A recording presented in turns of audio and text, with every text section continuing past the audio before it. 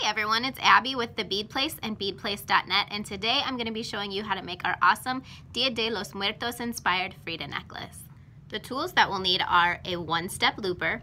If you don't have a one-step looper, you can get by without it for this project, but this just makes it a lot faster. You'll also need a little bit of glue, a round nose pliers, and a wire cutter. The kit contains a magnesite skull bead, Czech Glass flowers, 2 Swarovski flatback crystals, and 1 Swarovski crystal bicone. It also contains a lot of head pins. Our first step is to load all of the Czech Glass flowers onto the head pins so that the heads are on the inside of the flower cups. After loading all of your flowers, you should have 1 head pin left over. Set that aside for later. The next step is to make loops on the top of the flowers. I'm going to be using the one-step looper. On the one side of the one-step looper, there's a hole. You need to load the head pin through the tool so that the head pin exits the hole. You want to make sure to brace the head pin on the inside of the tool by placing your thumb underneath the bead. Once it's tight, squeeze the tool and you've got a finished loop.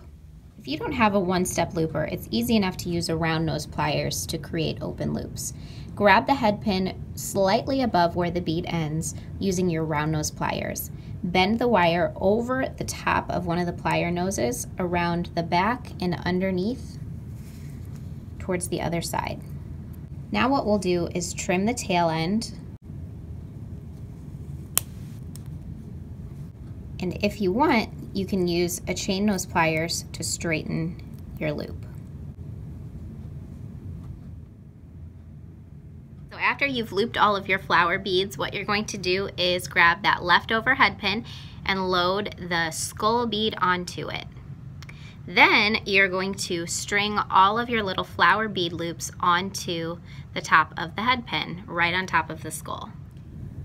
After all of the flowers are stacked, string the crystal bicone bead on top of them. Then create a loop at the top of your work.